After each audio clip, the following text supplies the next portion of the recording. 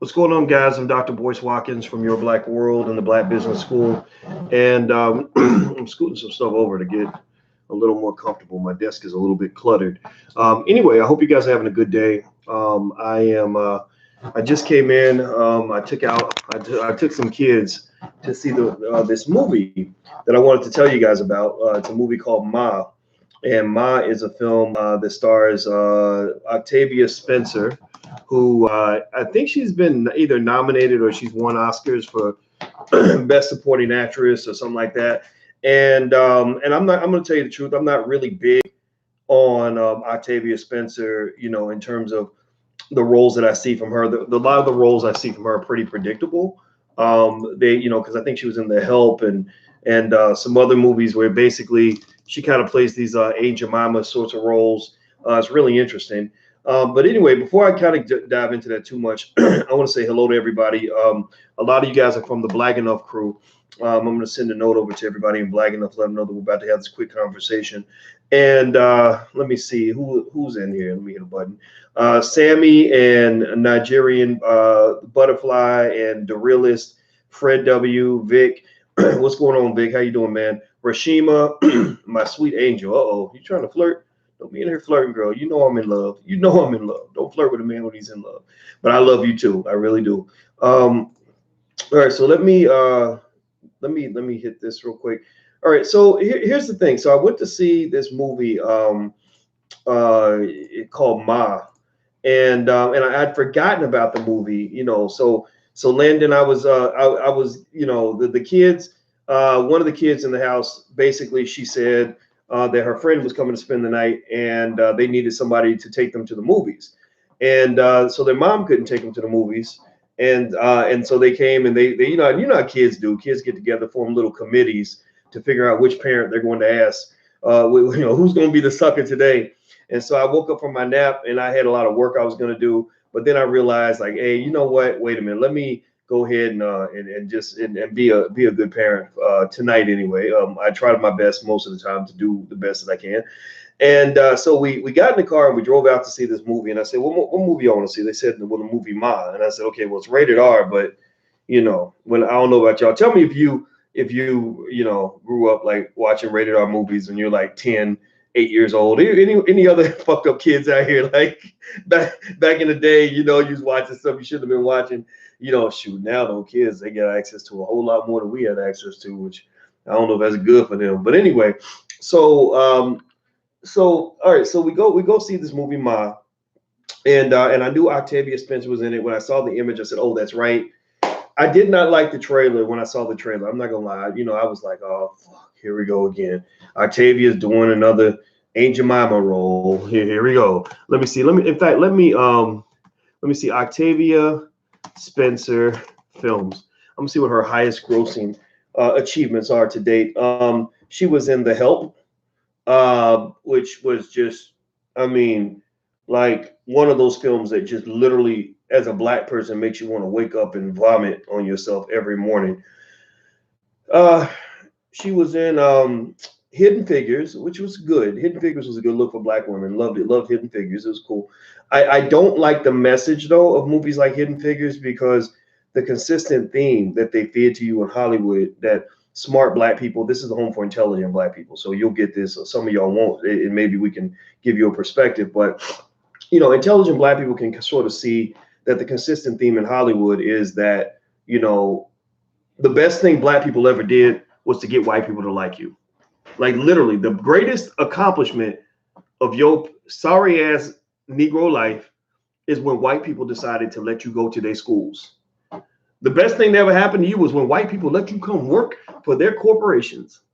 The best thing that ever happened to you was when they let you into their university so you can go in debt just like them. Right? Seriously, like the best thing that could ever happen to you is for you to be able to go give all your money to white businesses across town. Like that's the consistent message. If you say, if you challenge integration, if you say, well, maybe integration wasn't good for Black people, there are people that say, oh no, you believe in segregation, you're a right winger, you must be a Trump fan. No, I'm not a Trump supporter. I'm none of that. But I just know I'm not stupid. I know when we got played. So Black people constantly get played, and media is one of the greatest tools for playing black people that there is. And if you go read the book, How the Jews Invented Hollywood, an excellent book written by a Jewish man, by the way, so don't hit me with no anti-Semitic nonsense. This was a book written by a Jewish person, if I'm not mistaken, about how the Jews were able to do such an amazing job building Hollywood, which is what black folks need to be. Y'all need to be paying attention to the blueprint. Like some of y'all didn't understand why I did that video on Kylie Jenner today. I did the Kylie Jenner video because I'm trying to break down the game for y'all and help you understand like there's a way the money game and the power game is played, and y'all got to pay attention, man. Seriously. Anyway, let me keep going. So the thing about it is, Hollywood has long been used as a tool for propaganda. I mean, it was designed to be a tool for propaganda, designed to be a tool to shape public opinion. They did it during World War II. They wanted to shape the public opinion of Adolf Hitler. So they used the power of Hollywood to shape a narrative about Hitler. Before that, there were other things going on that they wanted to sort of push into the mainstream. And anyway, and I learned a lot about the Jewish community actually from reading that book about how the Jews invented Hollywood. Like I learned that there's just different types. Not that I never knew that there weren't different types of Jewish people, but that there's actually like conflicting cultures. Like you had a lot of very liberal Jews from the East who were the ones who were the writers and the poets and the leftists, and they were the ones who went to communism and and a lot of very left ideas, whether it's LGBT issues or drugs, experimentation with drugs and all that. But then you have more conservative Jews that just didn't get it like any of that shit. So they were more maybe the ones who became the captains of industry. They would create these film studios and then have to go hire these liberal writers who would come in with all these labor unions and all that, and it caused some rifts in the community. But anyway, long story short, here's the thing. So Hollywood has long been used as a way to share a message that they want people to have. So y'all know with black folks, it's about that agenda. That agenda is real. They always trying to do basically two things. Pay attention. Most movies, the gay character a lot of times is black. So they're really pushing LGBT on black people. That's why they give Moonlight all those awards, because they're like, oh my God, this is so brave. You're telling black people that they should be gayer. That's so wonderful. That's great. And the other thing that they're telling black women is you really want a white man, that the black man is inferior. White man is the cream of the crop. That's what you want. And I'll be damned if in this movie, Octavia Spencer's character does not spend the whole film lusting after a white man. Seriously, literally the last thing that she does when her character, this is a spoiler alert, by the way. If you're going to see it, I'm going to spoil it. But she's evil, she's bad. So the bad person always gets killed at the end. So it ain't like I'm really spoiling shit to you, for you. Like, come on, like you don't know the bad person's going to get killed. So at the end, she's dying. She's about to get killed. She's been stabbed in the back. The house is burning down. She's going to die inside the house. And she literally lays next to this white man that she has lusted after since high school. Like she's really wanted this man since high school. And the thing is that a lot of her evil, like wanting to hurt people, literally came from the fact that this white boy in high school had gotten her into the broom closet to get her to like suck his, I'm not gonna cuss. It's late at night. I could probably say, I could probably say it, but I'm trying my best to like not scare your kids. But but she had like, went into the broom closet like, oh, you like me? Okay, if I do it good, will you like me? So he had gone in there. And the guy basically like, played her, so to speak, like humiliated her. So she comes out of the closet after she just sucks his, what, and all the kids are like, ha ha ha, ha ha ha, and it just so happens that all these kids are white and she's black.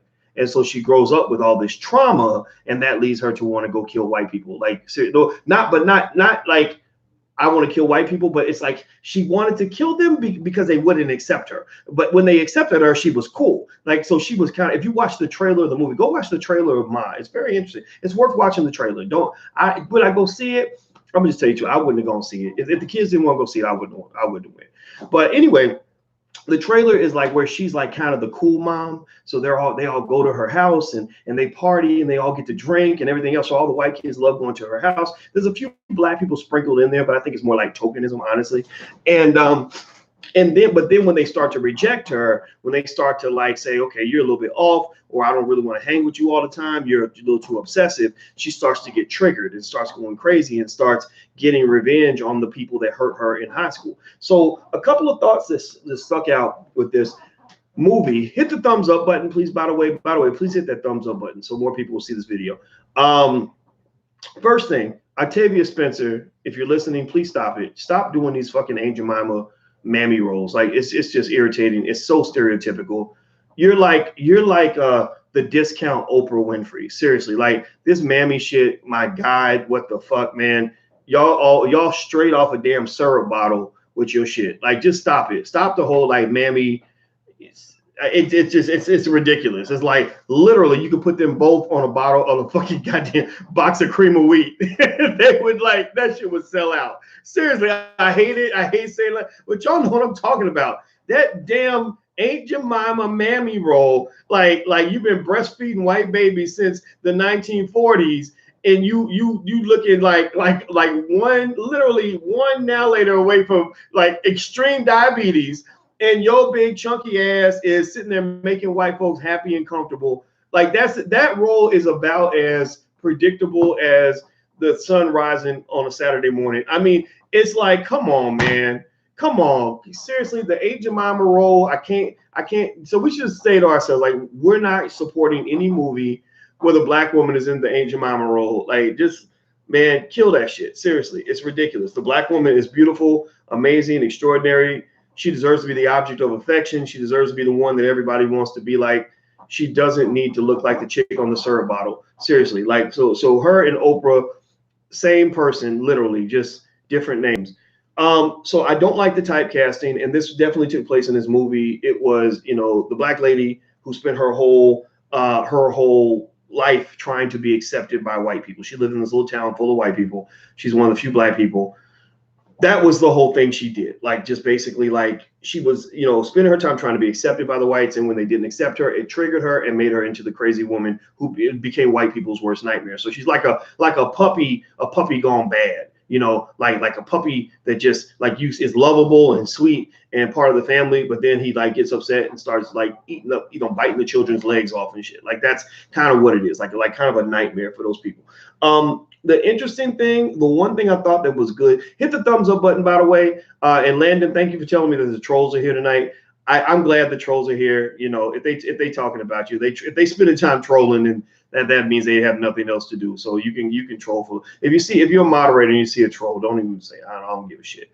Anyway, so lessons. There were lessons in terms of the one good thing about it. I think there were lessons in terms of bullying. So when I got into the car with kids, they were both 12, the 12-year-old and her friend. I said, this is a lesson about bullying. Like bullying stays with people. Like you see how that lady got bullied when she was little, and she like remembered that when she got older. I said, so always remember. I said, what is empathy? And she's like, I know it's when you put yourself in somebody else's shoes. And I'm like, exactly. So you want to have empathy. Remember, just because you're the popular kid, that doesn't mean everybody gets to be the popular kid. There are those kids who are left out. Those are the kids who are being mistreated. And you don't want to be the bully. You want to be the person who defends those kids from the bully. That's what you want to be. You want to be the person that helps that kid.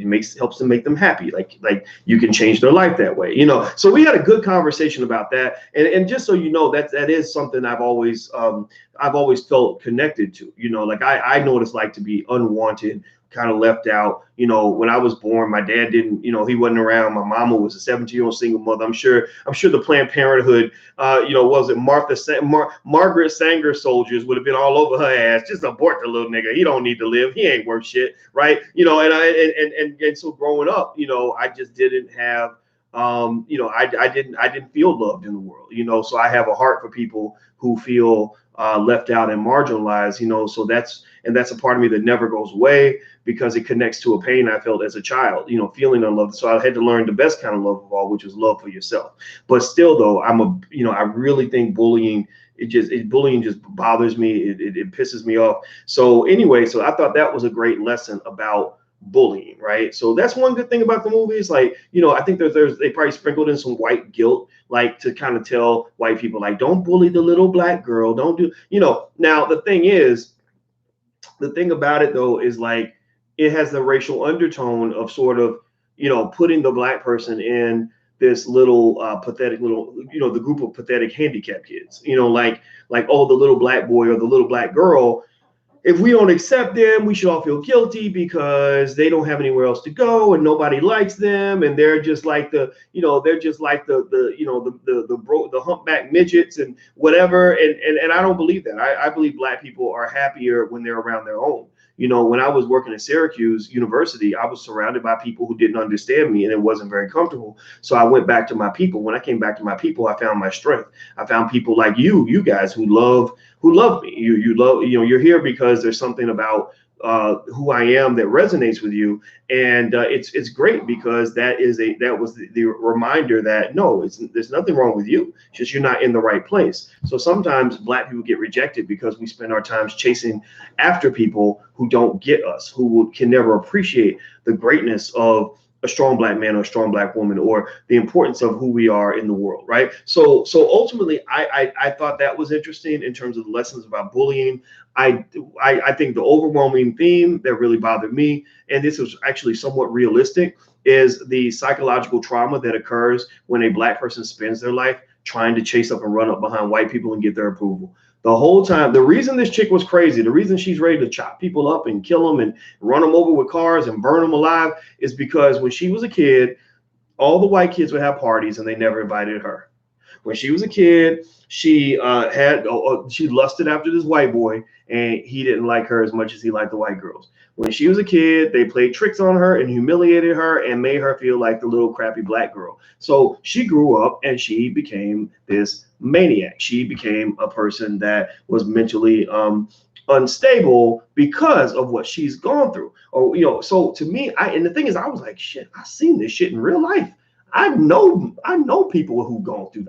I know people like that. Does anybody know any Black people who they spend their lives chasing behind white folks, trying to get, you know, like trying to get the same job as the white guy? Like you both went to Duke University and you're thinking you're going to get the same job as him, and then you find out that you don't, and then next thing you know, the guy's like, you know, he's drinking all the time. He becomes an alcoholic, or he starts getting hooked on drugs or whatever because he can't understand like why no one will accept him, when really he somehow has forgotten that he's Black. Like seriously, like literally, I literally want to smack the hell out of like half of these damn college students that come out of college and they're like, why is it that Chad and I applied for the same job and we got the same degree and he got more money than I did? I'm like, because you're not white. Like, well, did somebody tell you that you was white? You need to go, man. There's a mirror over there, bro. You need to go look in that mirror because somebody lied to your Black ass. Seriously, like if we really get to that point, we really think this is like this kumbaya society where Black people are just accepted just like everybody else.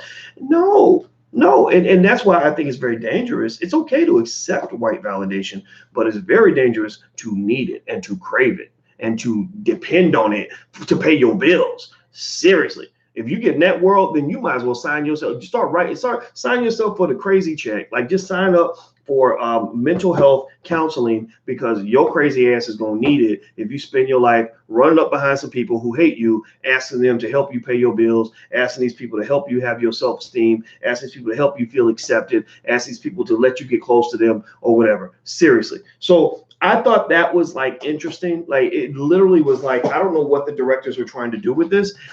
These movies tend to be centered around white people. So I think that it was sort of like built for the white audience to say, look at this. Oh my God, Aunt Jemima has lost her mind. Like she went from being the cool mom to being like the crazy killer. Oh my God, it's so scary. Look at this Negro. She wants to kill white people, right? But I saw it as something that I've seen kind of happen in real life, just in less extreme examples, where a Black person literally spent their whole life trying to be white, trying to fit in, feeling like they're inferior, hating themselves. I hate my Black skin because it's not white skin. I hate my afro because it's not blonde hair. I hate my brown eyes because they're not blue eyes. I hate my little girls. I hate my big booty because I want to weigh 80 pounds like Sally. And I think at the end of the day, all of that bothers me, and I think that we need to call it when we see it. And so because if you don't, then you spend your whole life chasing after something else and trying to become. You run away from God. You run away from the purpose given to you by God, in the sense that you're running away from everything that God gave you to be great, and you're running toward everything that's out there the devil gives you to make you mediocre. You're chasing mediocrity. So not only are you like you're chasing mediocrity, which means that even if you achieve your goal, even if you are Black and you achieve your goal of being a white man in Black skin, you're still, even at your best, you're mediocre. And the chances are you're not even going to be at your best. You're not ever going to be as good at being a white man as a white man already is. So at best, you're going to be a cheap substitute. right? So what you have to do is accept who you are and accept the beauty and the wonder and the amazement of being black. You know, that melanin gives you superpowers, and you got to lean on that. And then what you do is you find spaces of people that can appreciate that, and you make yourself the best that you can be. So that means if you're an accountant, be a damn good accountant, but it's okay to be a damn good black accountant. You know, if you're into making movies, you know, be a great filmmaker, be the best filmmaker, be as precise and on point as you can be, but be a damn good black filmmaker and don't apologize for that shit. Seriously, then don't fucking go to Hollywood, because Hollywood's crazy. I'm saying Hollywood is a debaucherous, fucked up place filled with pedophiles and crazy people that do horrible things to children and all this other stuff, and drugs and orgies and all kinds of nonsense that people do in order to try to fit in. Don't you do that as a black person, because whatever psychological damage that's caused from people chasing a false dream and trying to fit in with a group of losers who happen to just have a lot of money and be famous, it doubles down for black people, because your likelihood of being accepted into the crowd is lower than it is for everybody else. There are clubs. Do y'all know that there are clubs in Hollywood that won't even let black girls in? Did y'all know that? There are clubs where they literally will tell them, like, don't let the black girls in. They loud, they're obnoxious, they're not pretty. You know, let in the mixed girls, let in the Latino girls, let in the whatever, but do not let the black girls in. That's what they tell them. So my thing is, black man, black woman, why are you lining up trying to get into a club that literally has said we don't let in black people? What the hell? Somebody mentioned Meek Mills. Well, I ain't this is not a diss toward Meek, but I did kind of feel some kind of way, like bro, who gives a fuck about getting into the Cosmo? What's gonna happen that's gonna make your life better because you got into that club? Like, what? The only thing that's gonna happen is you're gonna go in there, you're gonna drop a couple grand that could have been used for something else. Maybe you got, I don't know if Meek got kids. Maybe your kids could have used some educational materials with that money. Maybe you could use that money and give it to an orphanage. Maybe that money could be invested in a business. But I don't know, whatever the hell's happening there. I don't know what special crystal they popping up in that mug. I don't know what they got going on in that building that makes us want to get in there that bad. But you got to question why you're trying to get into the building in the first place. So I don't doubt that they disrespected Meek. I think it was horrible. It was terrible. It was ridiculous that they did that they treated that man that way. But my question is, man, why are you even trying to get into the building in the first place? I'm not lining up to go into the Cosmopolitan. I'm sitting there thinking, that's a waste of my time. I could be at home with my woman watching Netflix. I could be spending time with my kids. I could be doing something I actually want to do that actually adds value to my life. Why do I want to go there and give you $2,000 of my money to pop bottles in front of a bunch of people who don't even fucking matter? A lot of times we waste a whole lot of damn money and a whole lot of damn time trying to impress people who don't even matter. And if you ever want to find a really good definition of low self-esteem, I think I have one I'm going to offer to you right now that literally just came to me off the top of my head. One interesting, very quick catch-all definition of low self-esteem, in my opinion, is when you spend lots of time, lots of energy, lots of resources trying to impress assholes who give zero fucks about you. Seriously. If you're going to bust your ass to impress somebody, impress your mama. Go out and bust your ass to be a good son. So your mama will say, that's my boy. He's a good boy, right? If you're going to bust your ass to impress black people. We matter. We love you, even despite the fact that you're black. And some of y'all crazy, but we love y'all too. Even the trolls, I love y'all too, because y'all taking the time to come here and troll me. So come on, troll away with your trolling ass. Seriously. But if you're going to spend time impressing somebody, impress your woman, black man, and go out and kick some ass, take some names, make some money, impress your girl. But why are we trying to impress people who don't like us? Why would you do that? When people don't like you, you walk away. You say, I'm out of here, man. I ain't got time for this shit. Man, take your party, Cosmopolitan, whatever, and just shove it up your ass. I'm Meek Mill, motherfucker. I'm gonna hold a party at another hotel that's black owned, and everybody's gonna come because I got rapper friends that will come and show up wherever I ask them to show up at. Seriously, that's what I'm guessing. But again, I don't know. I don't know Meek. So this is not a diss record or nothing, because I'm not even a good enough rapper to drop a diss record. I'm just giving y'all some truth. All right. So anyway, hit the thumbs up button. Please hit the thumbs up button. And speaking of impressing my woman, she's in there waiting for me. So I'm going to impress her by getting off this computer quickly. Blackenough.com, that's our social media platform. If you're sick of Facebook and you want to do something different, this is where Black people are gathering. This is where we're doing social media. So feel free to go to blackenough.com. Also, summertime is now here. So if you want your children to get ahead financially, we actually have financial workbooks and flashcards we invented for Black children. It took us years to put this project together. So feel free to go to financialworkbooks.com. That's financialworkbooks.com or financialflashcards.com. That's financialflashcards.com. Please hit the thumbs up button. Please subscribe, and I'll see you guys soon. Don't forget we're on iTunes and SoundCloud, so you can download there as well. So I'll see you guys later. Have a good night, and I'll talk to you soon. Peace.